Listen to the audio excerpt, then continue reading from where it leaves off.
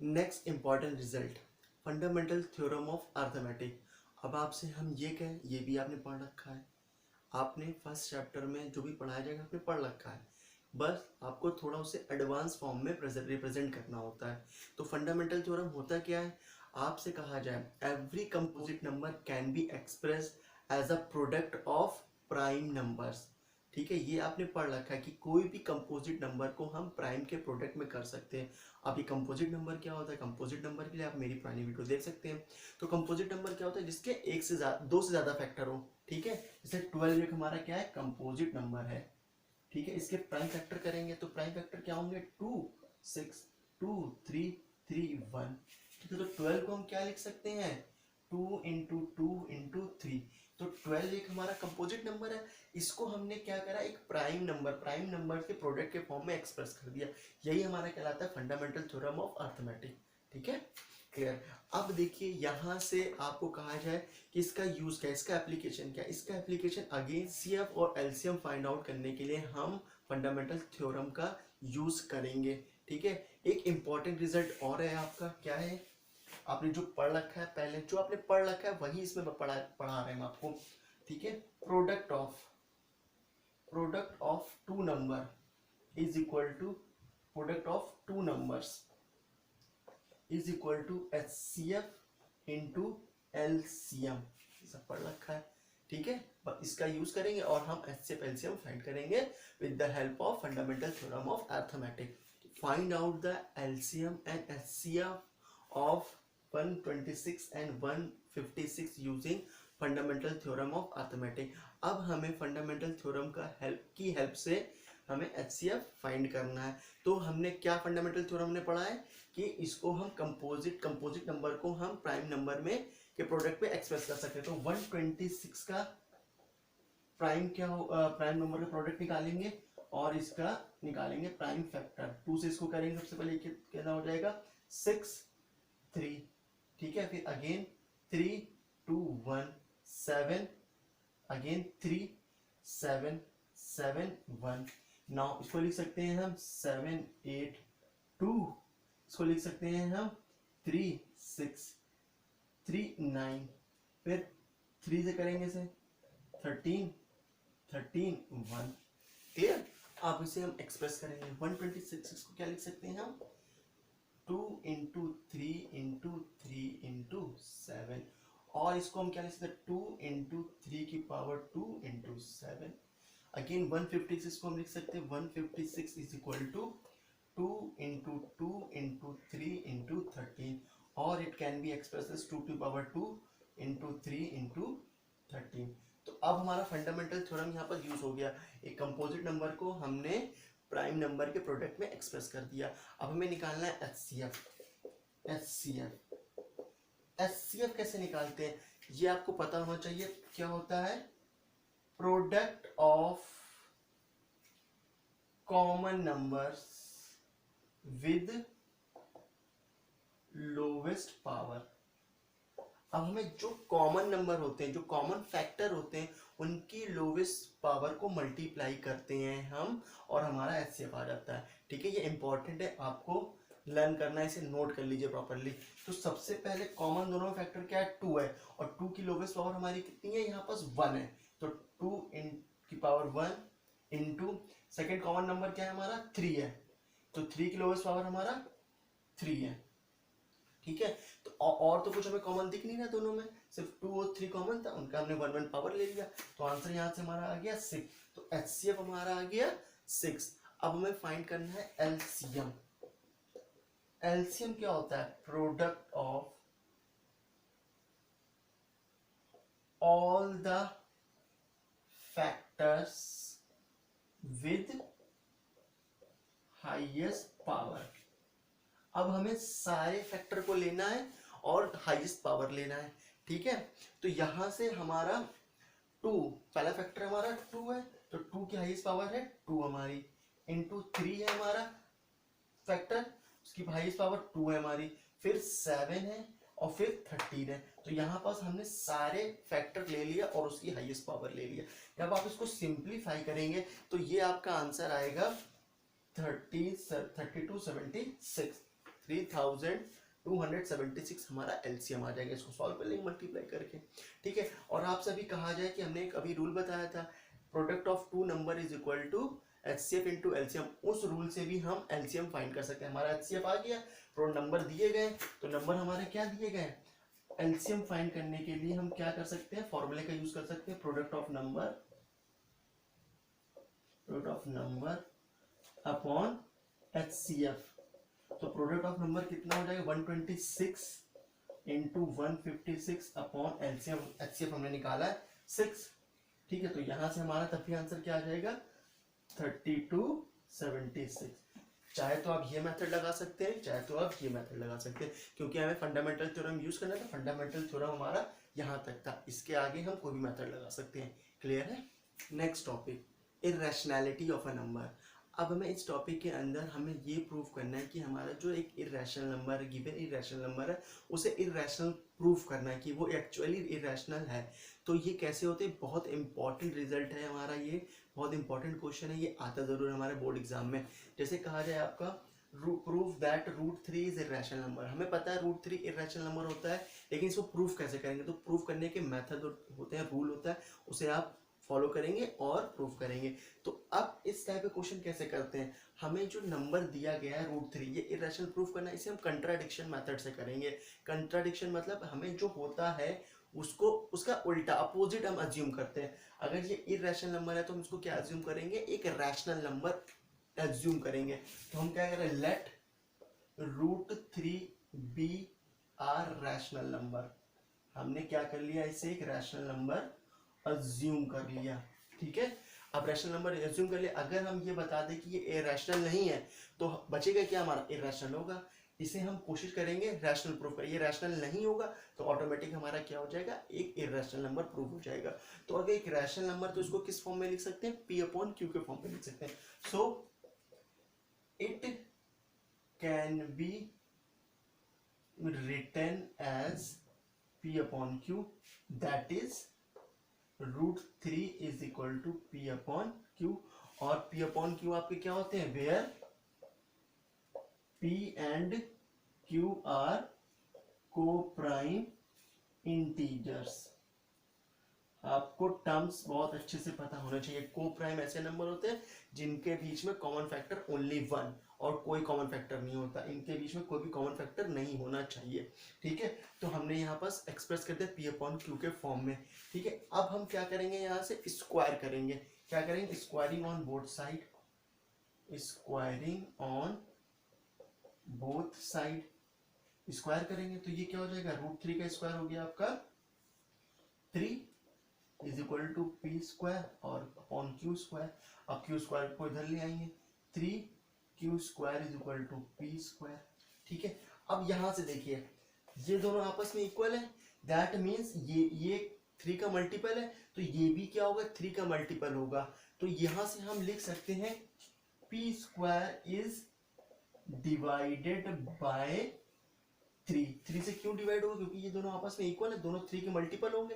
तो ये 3 से मल्टीपल है तो ये भी 3 का मल्टीपल होगा, तो 3 से डिवाइड भी होगा। तो P इज डिवाइडेड बाय 3। अगर P है तो इस P² है तो P भी क्या हो, इज ऑल्सो डिवाइडेड बाय 3। ये क्या हो जाएगा, P भी हमारा 3 से डिवाइड हो जाएगा। अब जब ये हो जाता है तो हम क्या करते हैं, लेट करेंगे तीसरा इंटीजर कोई भी, क्योंकि हमारा P एक 3 का मल्टीपल है तो P को हम अज्यूम कर लेते हैं P is equal to 3 multiple. एक कोई इंटीजर है तो P 3 का मल्टीपल हो गया, ठीक है।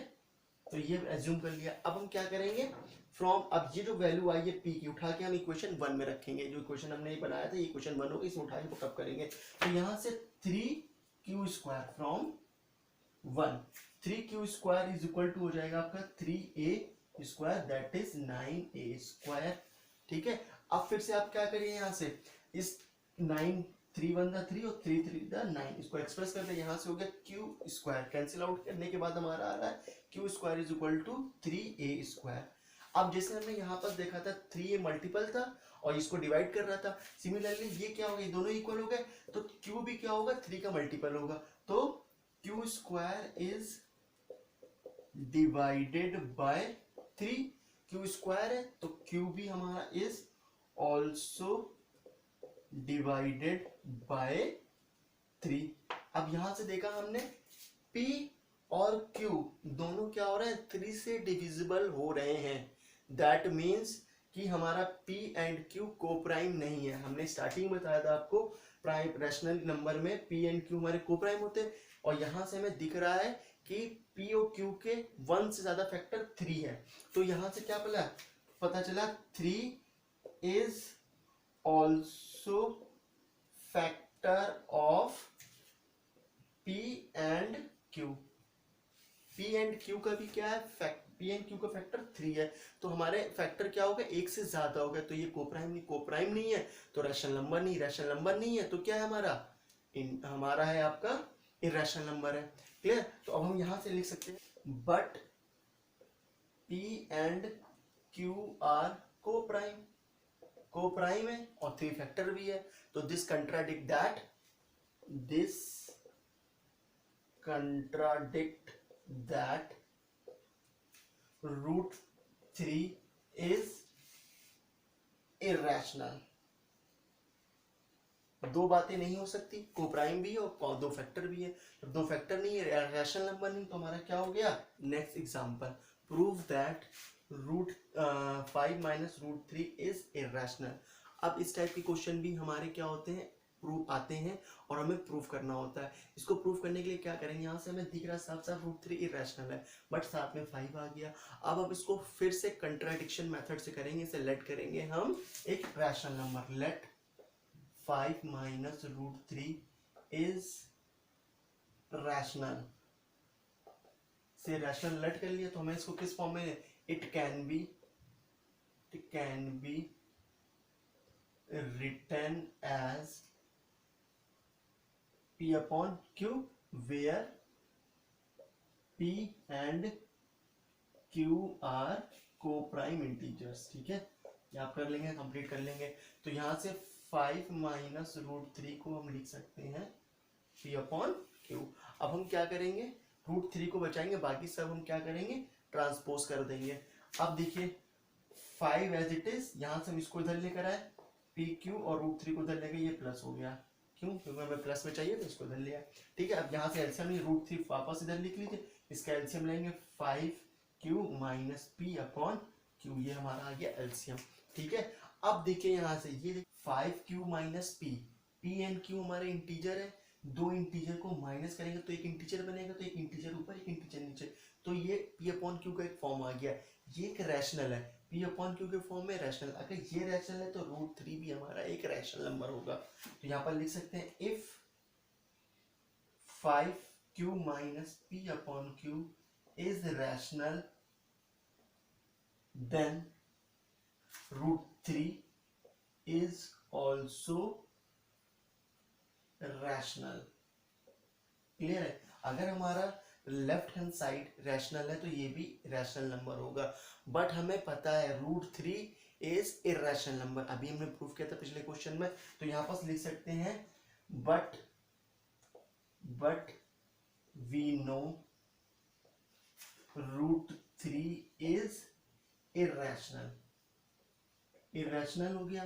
तो एक कंट्राडिक्शन यहाँ पास आ गया, पहले हमने बोला ये क्या है, रैशनल है, अब बट हमें फैक्ट पता है रूट 3 एक इरैशनल नंबर है। तो ये contradiction prove that this number is irrational number.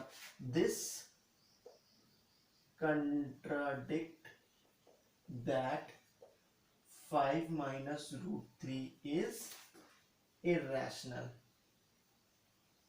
Clear, ये क्वेश्चन हमारा हो गया। इसी टाइप के आपके कोई भी क्वेश्चन हो सकते हैं। हमारे क्वेश्चन में अपॉन में दे दिया जाए, कुछ भी दे दिया जाए, आप क्या करेंगे, उसे आप जो हमारा रूट आया नंबर को एक साइड लेकर आएंगे और बाकी नंबर को पी अपॉन क्यू के फॉर्म में एक्सप्रेस करेंगे। अब एक्सप्रेस करने के बाद इसको हम रैशनल बताएंगे, तो ये भी हमारा क्या हो जाएगा, रैशनल हो जाएगा। और बट हमें पता है फैक्ट से कि रूट 3 या रूट में कोई भी नंबर होगा वो हमारा एक इरैशनल नंबर होता है। तो उस कंट्राडिक्शन से हम बता सकते हैं पूरा नंबर हमारा एक इरैशनल नंबर होगा। क्लियर है, ये क्वेश्चन आप कर सकते हैं, इस टाइप का question. Next topic is rational number. हमें सबको पता है रैशनल नंबर क्या होता है। Rational number are in the form of p upon q where p and q are coprime integers and q not be zero. ये हमें अच्छे से पढ़ा। अगर आपको और अच्छे से डिटेल में पढ़ना है तो आप मेरी 9th क्लास की वीडियो नंबर सिस्टम देख सकते हैं। ठीक है, तो अब रियल नंबर के अंदर रैशनल नंबर के अंदर जो हमें टॉपिक पढ़ना है वो है decimal representation of rational number.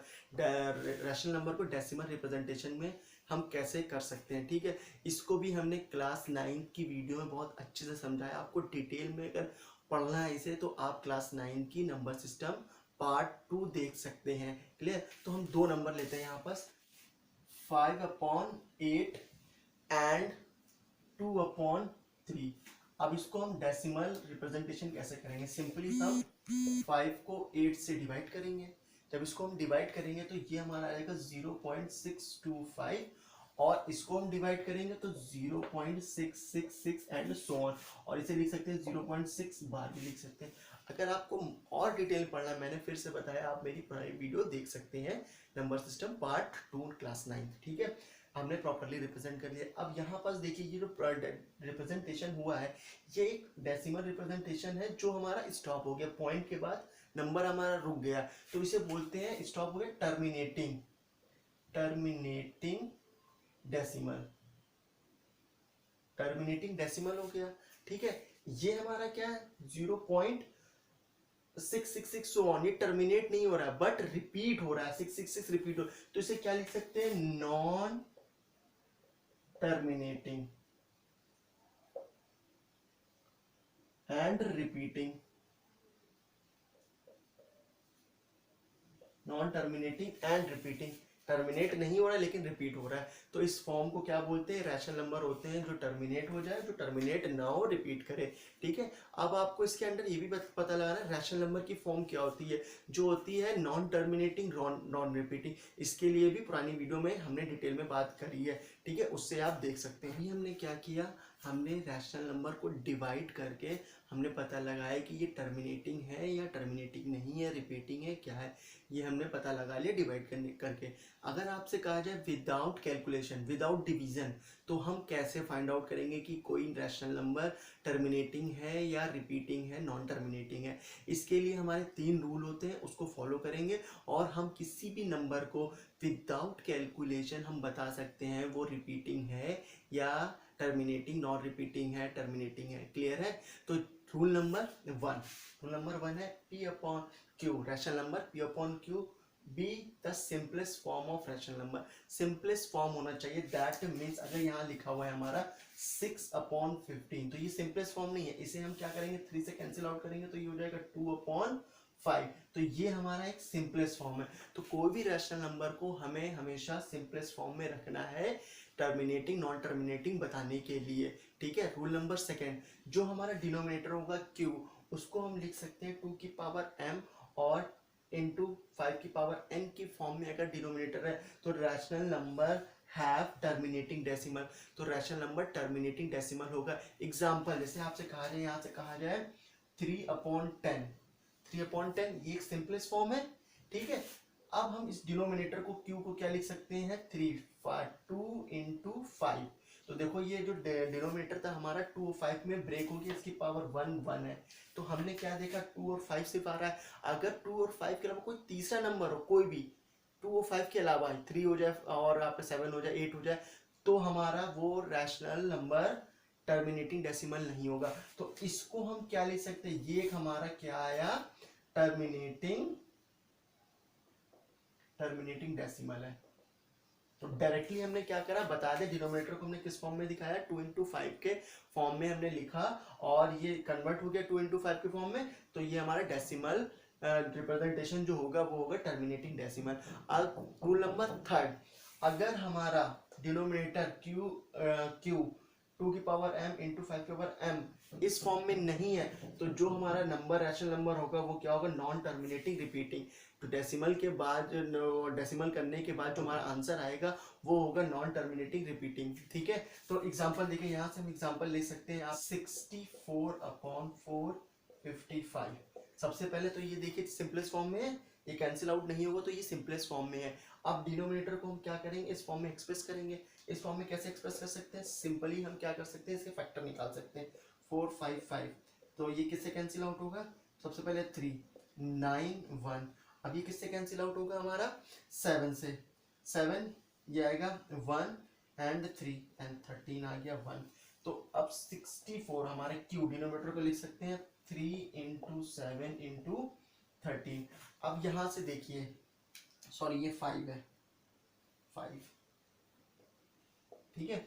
अब देखिए सबसे पहले हमारा 2 तो इसमें दिख रहा है नहीं है, लेकिन होता है कैसे? 2 की पावर को हम 0 लिख सकते हैं, जो होता है 1, और मल्टीप्लाई करने में कोई इफेक्ट नहीं।